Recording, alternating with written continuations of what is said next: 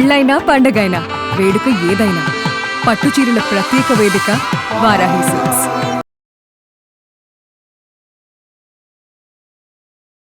Welcome to our channel. నేను రమారావి. ఇప్పుడు summer season అంటే పచ్చళ్ళ రోజులు కదండి.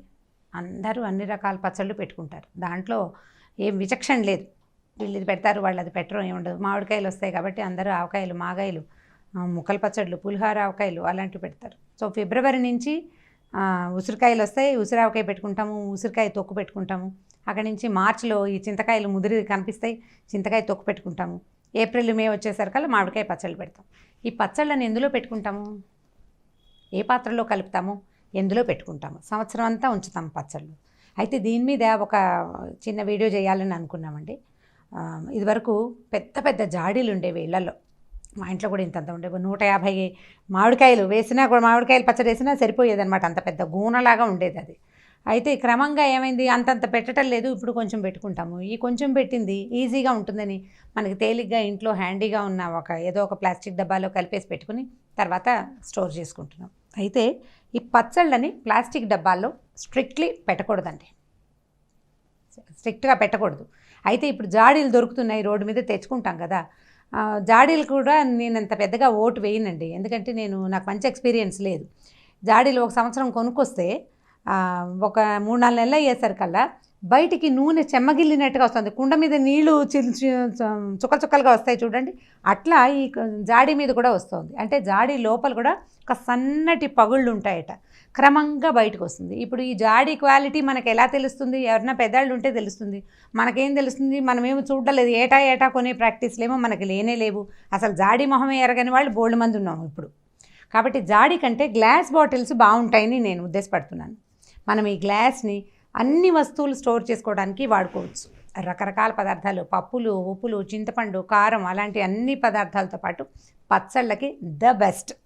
ఎందుకంటే గాజు తన తాలూకు ఏ గుణాన్ని తనలో ఉన్న వస్తువులోకి పెట్టదు, దాని తాలూకు ఏ గుణాన్ని తను తీసుకోదు. మనం ఒక ప్లాస్టిక్ డబ్బాలో ఆవకాయ పెడితే కొన్నాళ్ళు పోయాక ఆ డబ్బాకి ఆ వాసన పోదు, ఆ రంగు పోదు. కానీ గ్లాస్ అలా కాదు. సరిగ్గా కాసిన వేడి నీళ్ళు పోసి కడిగితే దానికి వాసన ఉండదు, రంగు ఉండదు.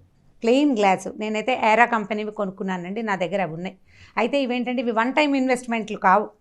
ఓ సంవత్సరం పిల్లలు ఎవరైనా తీస్తే దాన్ని అలాగా పెట్టకుండా టక్కిని పెట్టారంటే అడుగు పగిలిపోతుంది, పచ్చడి పాడవుతుంది, బాటిల్ పగిలిపోతుంది. Handle with care.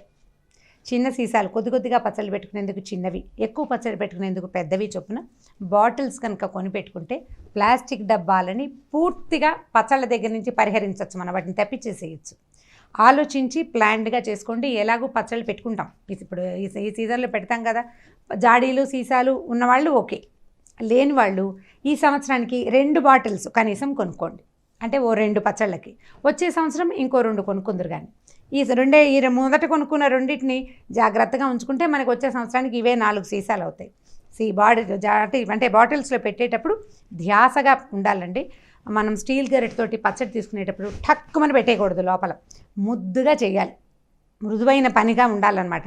స్పీడ్గా పెట్టి గోడకేసి టంగు అనిపించామంటే సన్నగా బీటికిస్తుంది. 5-6 రోజులకి ఆవకాయలో ఉన్న నూనె అంతా కిందకు వచ్చేస్తుంది. కాబట్టి ప్లాన్డ్గా చేయండి. సీసాలలో పచ్చళ్ళలో ఎప్పుడు గరిటెలు కానీ స్పూన్లు కానీ వదిలిపెట్టకూడదు. దానివల్ల వస్తువు పాడవుతుంది, అంటే స్పూను పాడైపోతుంది, పచ్చడి కూడా పాడవుతుంది. ఎందుకంటే పచ్చడిలో పులుపు ఉంటుంది కదా, ఆ పులుపుకి ప్లాస్టిక్ రియాక్ట్ అవుతుంది, స్టీల్ కూడా రియాక్ట్ అవుతుంది, తినేసినట్టు అయిపోతుంది. కొంతమంది గమనించి ఉంటారు కూడా ఈ సంగతి. కాబట్టి గరిటెలు అవి కొంచెం జాగ్రత్తగా పెట్టుకుంటూ గ్లాస్ బాటిల్స్నే పచ్చళ్ళకి ఉపయోగించడానికి ప్రయత్నం చేయండి. జాడీలు మాకు తెలుసు, మా అత్తగారికి తెలుసు, అమ్మకి తెలుసు అంటే చక్కగా జాడీలు కొనుక్కోండి. వీటిని ఎత్తి పెట్టి చేయకూడదండి. కదలకుండా ఉండగలిగే అల్మార్లలోనే వాటిని ప్లేస్ చేసి పెట్టుకోండి. మనం అల్మార్ దగ్గర కాస్త కింద బాస్కెట్లు వేసుకుని కూర్చుని గరిటతోటి అలాగా చిన్న కప్పులోకో చిన్న సీసాలోకో పచ్చడి తీసుకుని మళ్ళీ అల్మార్ లోపల కొద్దిగా దాన్ని తోసి తలపేసేలాగా ఉండేటట్టుగా చూసుకోవాలి. ఇప్పుడు ప్రయాణాల్లో ఉన్న వాళ్ళంటే ట్రాన్స్ఫర్లు అయ్యేవాళ్ళు మేమంతా ఏం చేయాలి అంటే జాడీలు కాకుండా బాటిల్స్ కనుక ప్రిఫర్ చేస్తే గట్టి మూతలు ఉంటాయి, గాలి చొరకుండా మూత పెట్టుకోవచ్చు, జాగ్రత్తగా చేయొచ్చు. ఇప్పుడు ఇవి కొనుక్కోవడమే అక్కర్లేదండి, పెద్ద సీసాలు అయితే కొనాలి. చిన్నవి ఈ సైజ్ బాటిల్స్ కావాలంటే తేనె బాటిల్స్, తర్వాత జామ్ బాటిల్స్ ఇలాంటివి జాగ్రత్త చేసి పెట్టుకుంటే కనుక వాటిని మనం పచ్చళ్ళకి వాడుకోవచ్చు. మూత ఒకటి ప్లాస్టిక్ది ఉంటుంది. ప్లాస్టిక్ మూత దాకా మనం ఏం పెట్టాం, మూతకి ఏది అంటదు, జస్ట్ పైన మూత ఉంటుంది అంతే, ఏం పర్వాలేదు. హాయిగా ఉంటుంది, వాడుకోవచ్చు. సీసాలు ఏదైనా గ్లాస్ బాటిల్, ఇంత బాటిల్ వచ్చినా పారేయద్దు, చిన్న బాటిల్ అయినా ఉంచుకోండి. స్టోరేజ్కి బాగా పనికొస్తాయి. మిరియాల పొడి, ధనియాల పొడి లాంటివి వేసి పెట్టుకోవచ్చు. ఎప్పుడూ గ్లాస్ బాటిల్స్ ఎవరికి ఇవ్వద్దు, బయట పారేయద్దు. ప్లాస్టిక్ సీసాలు అబ్బో డబ్బాలు మీ ఇష్టం పారేయండి, మేమేమనం, ఎవరేమనుకోరు. హ్యాపీగా బయటపడేయండి. లేదా బయట పడేస్తే అదంతా రద్దులోకి వెళ్తుంది అనుకుంటే ఓ పెద్ద అట్టపెట్టలో వేసి అటక మీద పడేయండి, ఓ పక్కన పడి ఉంటే తర్వాత ముందు కాలానికి చూడొచ్చు. కాబట్టి పచ్చళ్ళకి బాటిల్స్ ఉన్నవాళ్ళు సరే, లేని వాళ్ళు కనీసం 2 అయినా కొనుక్కోండి. అయితే మనం మామూలుగా స్టోరేజ్ కోసం వాడతాం కదండి. వంటకి వాడే వ్యవహారంలో మట్టి పాత్రల గురించి ఇప్పటిదాకా నేను ఎప్పుడూ మాట్లాడలేదండి.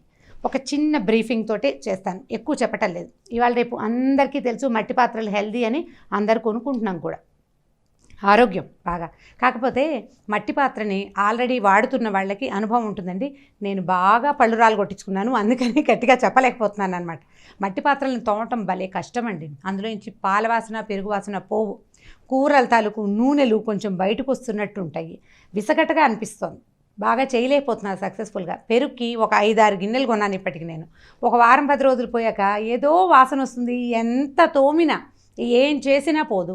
సర్ఫ్ పెట్టి తోమటానికి సర్ఫ్ వాసన వస్తుందని బెంగ. సర్ఫ్ పెడితే కొంచెం జిడ్డు పోతుంది, కానీ వాసన వస్తుంది. అప్పుడు దాన్ని ఏం చేయాలి, అందులోంచి వాసన ఎలా పోగొట్టగాలో ఏ విధంగా చేసినా నాకు అర్థం కాలేదు. చిన్న చిన్న వాటికి మట్టి పాత్రలు వాడుకోవచ్చు.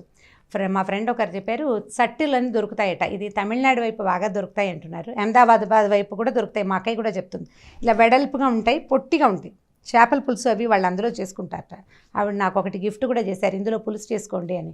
నేను 2-3 సార్లు చేశాక ఆ జిడ్డును ఎలా పోగొట్టుకోవాలో తెలియక దాన్ని ఊరికే ఓ చోట కనపడే చోట పెట్టాను. నేనున్నాననేది నాకు గుర్తు చేస్తూ ఉంటుంది.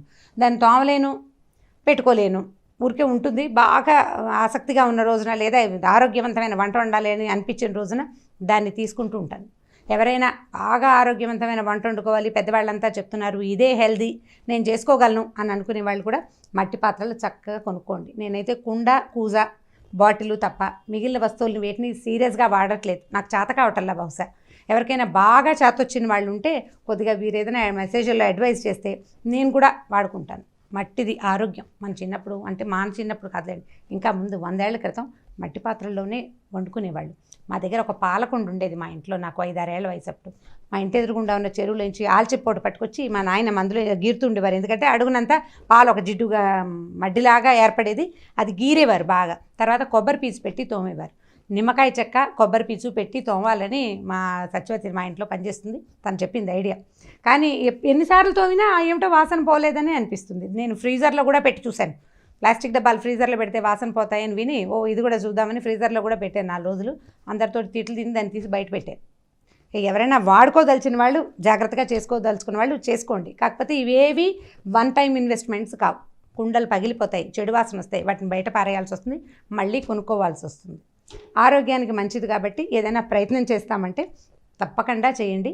మంచినీళ్ళ గ్లాసులు, అంటే ఇంత వండుకునేవి కాకుండా నీళ్ళ గ్లాసులు, వాటర్ బాటిల్స్ అవి మట్టివి వాడుకోగలిగితే బరువుగా ఉంటాయి కానీ బాగుంటాయి. వాటిని క్లీన్ చేయటం ఎలా అంటే, మట్టి పాత్రలు, మంచినీళ్ళ పాత్రలు ఎక్కువగా తోమక్కర్లేదని చెప్పారు ఒకరు. ఎక్కువగా తోమక్కర్లేదు, 4 బియ్యపు గింజలు వేసి నీళ్ళు పోసి గట్టిగా గలబరిస్తే కూజాలు క్లీన్ అయిపోతాయి అన్నారు. నేను కూడా 1 స్పూన్ బియ్యం వేసి నీళ్ళు పోసి కాస్త 2 ఉప్పురాళ్ళు కూడా వేస్తాను, నా సొంత ఐడియా. కాస్త నీళ్ళు పోసి గట్టిగా కుదిపితే ఆ లోపల ఉన్నది ఏదైనా, అంటే మట్టిది మనం పోసిన నీళ్ళ తాలూకు కొంత బ్యాడ్ ప్రాపర్టీస్ ఏమైనా ఉంటే వచ్చేస్తాయని అనిపిస్తుంది. కేర్ఫుల్గా వాడుకుంటే గ్లాస్ని, మట్టిని మనం జాగ్రత్తగా వాడుకోవచ్చండి. మనకు జాగ్రత్త ఉండాలి. అయితే మెయింటెనెన్స్ కొద్దిగా ఒళ్ళ దగ్గర పెట్టుకుని చేయాలి. అంటే మల్టిపుల్ ఇన్వెస్ట్మెంట్ కింద ఉంటుంది ఇది.